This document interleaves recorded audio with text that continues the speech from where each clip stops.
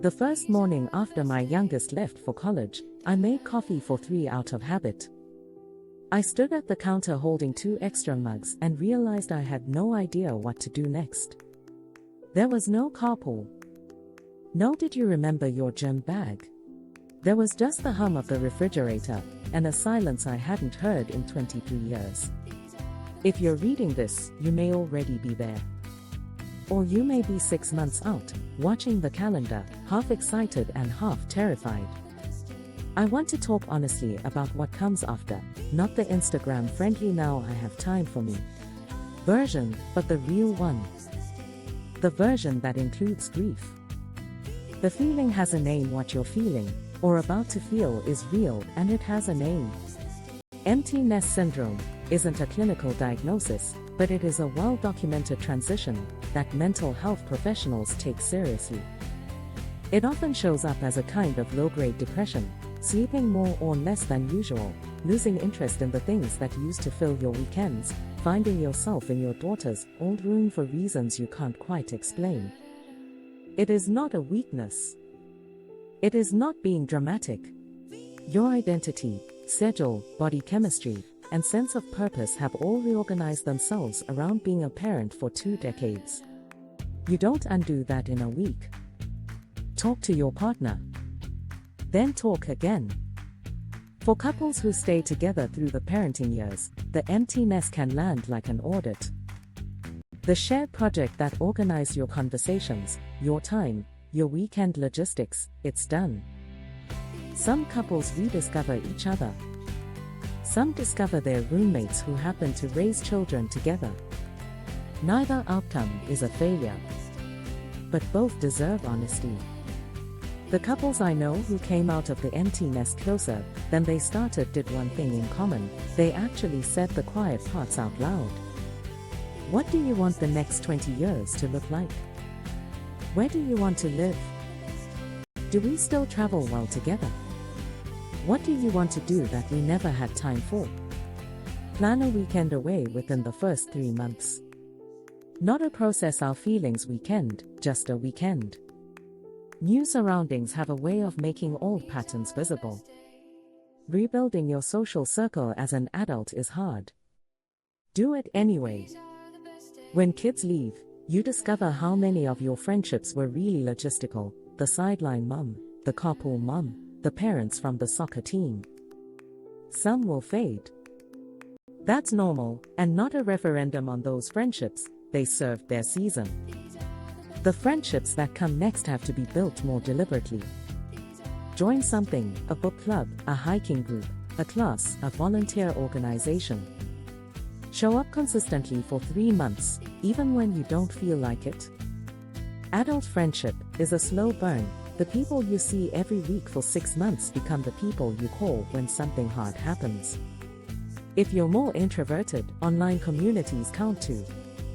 The hiking forums, the cooking subreddits, the local Facebook groups for hobbies you're picking back up, these are real friendships in slow motion.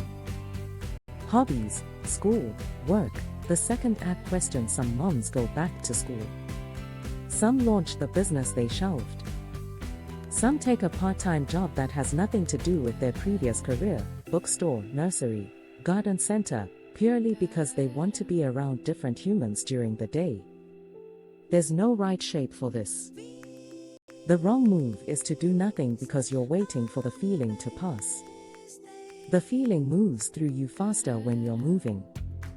A few starting points: pick one new physical activity: walking groups, yoga, swimming, pickleball.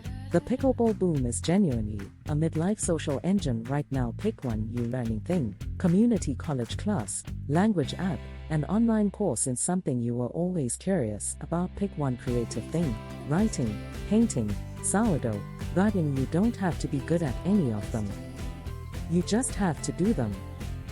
Therapy is not just for crises. If the sadness lingers past 3 or 4 months, or if it deepens, talk to a therapist. Empty nest transitions are exactly the kind of thing therapy is good at: short-term, focused, and genuinely effective. Many offer sliding scale fees or telehealth options that fit around your schedule. A word about tech and digital companionship. There's a category of tools I want to mention carefully, because I see more women my age using them than the headlines suggest. Some adults dealing with isolation are turning to AI companion apps, chatbots designed for conversation, journaling, or emotional support, as one part of their coping toolkit. Some are framed as therapy adjacents, some, more controversially, are framed as romantic partners.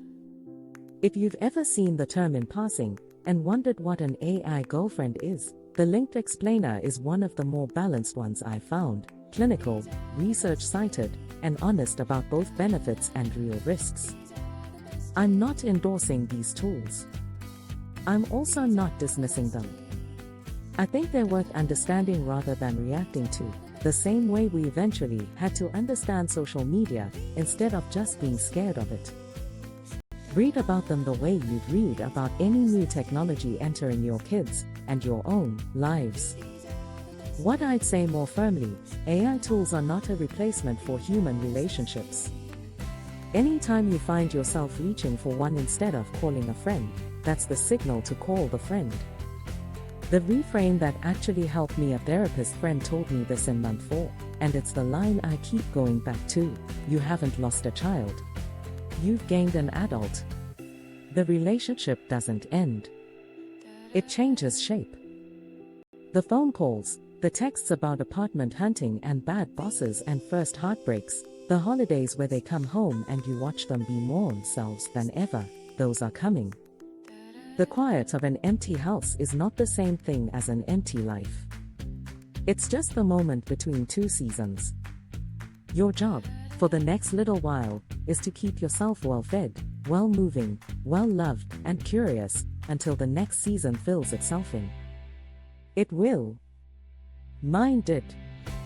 Subscribe for more ideas.